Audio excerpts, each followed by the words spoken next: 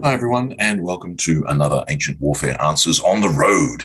I'm Murray Darm. I'm the assistant editor of the magazine, and I'm currently in New Zealand. So I am recording this in an entirely different environment than normal. I'm going to answer one of your questions in a moment. Of course, you can ask a question too, if you like.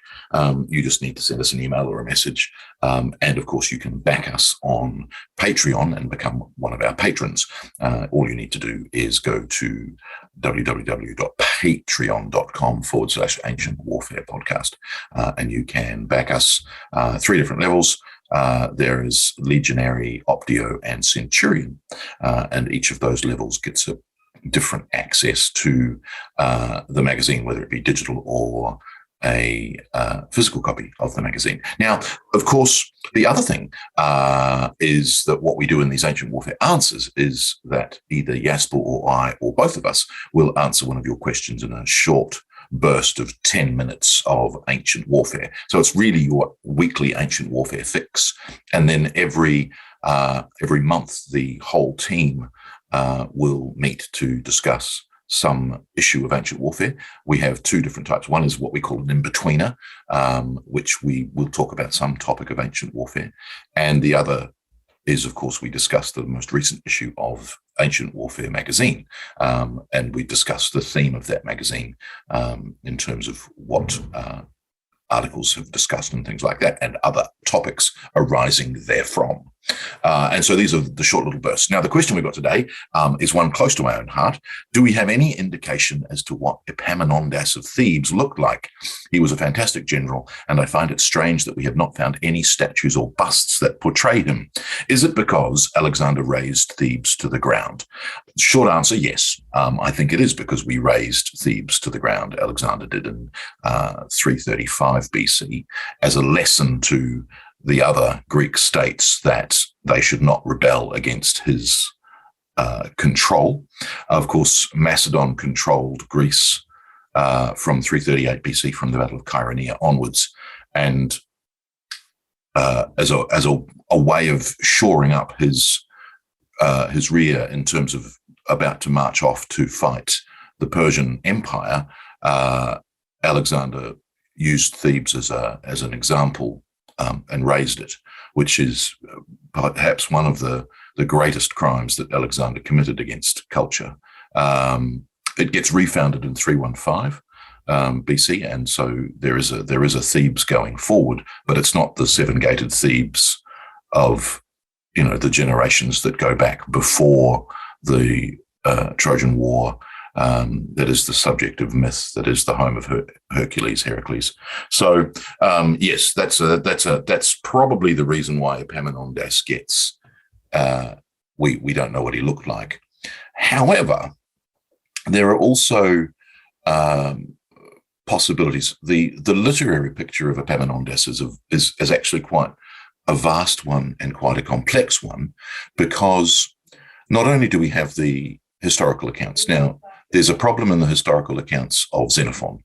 Xenophon doesn't mention Epaminondas until very, very late in Epaminondas's career, and pretty much at his death at the Battle of Mantinea. He doesn't mention him for Leuctra. He doesn't mention him in any of the previous aspects of Theban culture, which is a problem. We do have a portrait of him in Diodorus. Unfortunately, the life of Epaminondas is one of the great missing gaps in Plutarch's parallel lives. We do have, however, Cornelius Nepos wrote a life of Epaminondas, probably using Plutarch as a, or at least they shared a source. We've got lots and lots of anecdotes, however, about Epaminondas in Athenaeus and in Aelian's Varia Historia, and other places too. Lots of speech writers use Epaminondian anecdotes. And the interesting thing there is that Epaminondas is humble, he is virtuous. We have anecdotes of him not joining in a party at Thebes, someone asking him why doesn't he join in the revelry, and saying, I don't join in the revelry so that you can. So his demeanor also possibly wouldn't really have suggested a statue. He's one of the poorest men in Thebes, according to the sources, but embraced his poverty, was incorruptible. Pelopidas, his one of the pictures you get is that Epaminondas is the architect of Thebes' recovery in the 4th century BC, and that Pelopidas is the builder. But they certainly seem to have paired up and been going hand in hand. Pelopidas was the commander of the sacred band, the Hieros Lokos, and Epaminondas seems to be the general who devised the Thebes deep phalanx. That's a very simple version, but I still think that Epaminondas is responsible for that as a deliberate tactic rather than an expedient tactic, which may have happened before. And in that, he refused Pelopidas's financial assistance, as he refused, bribes from the Persians. And so in that sense, well, who would have put up a statue? So there's possibly a statue that may have been put up by Thebes as a city to thank him, but certainly in terms of any personal wealth, there wouldn't have been any to put one up. And so in that regard, it's less likely that there was a statue. There's an anecdote about his death at the Battle of Mantinea and his friends taking him from the battlefield, bewailing that he didn't leave any children.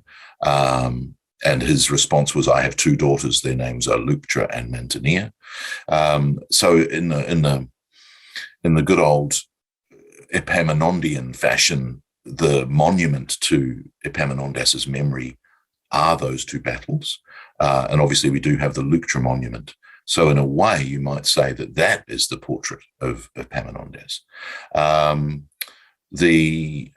I don't believe that there's any physical description of Epaminondas. Most of it concentrates on the dirtiness of his clothes, that he didn't. We might think that he was quite disheveled. He didn't care about his appearance because he believed that there were other things to care about. And yet at the same time, he was an avid wrestler. Now, again, people don't believe that has any import. And yet the anecdotes of the reason that Epaminondas wanted to study wrestling is he thought that it would be useful in hoplite battle, and possibly that he trained the Thebans in general, but maybe even the members of the Hieros Lokos, the sacred band, in wrestling, and he encouraged them to wrestle the Spartans, the Lacedaemonians, at the Olympic Games and other festivals to show them that they could better them, and therefore not to be afraid of them, which is a really interesting angle on the use of wrestling in hoplite warfare, because it's not something you normally associate with hoplite warfare. I've written an article on that in one of the issues of the magazine. So the idea that you've got a literary portrait. Sorry, I didn't finish the point about the wrestling.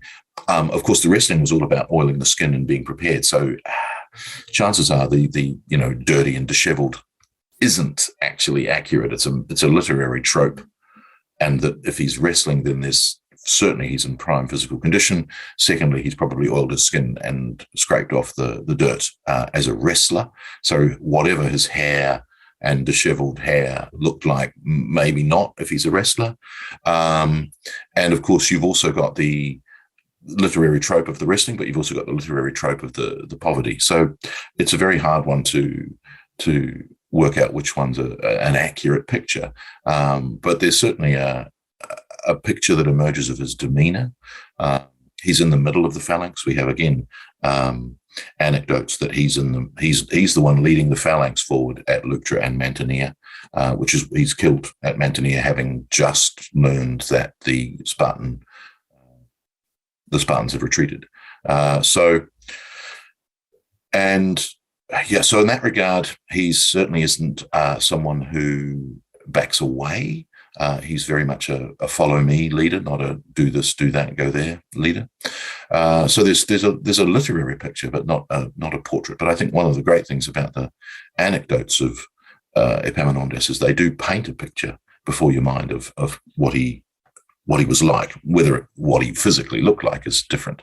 Now, of course, there is some story that there's opposition to Epaminondas. There's a tombstone from Thebes, which doesn't have any portraits on it, just has an inscription, but it says that they were no less than Epaminondas and running at the Battle of Leuctra, which might suggest that they took some chagrin that he got all the credit for it. One of the men named on that is Xenocrates, and we do know that one of the other boiotarchs at the time was called Xenocrates. We don't know if it's the same guy, but there seems to be some kind of opposition to the monopolizing of the glory that Epaminondas gets, and that's been seized upon by some modern authors. And yet, the overwhelming literary tradition is that Epaminondas is the one responsible for Leuctra.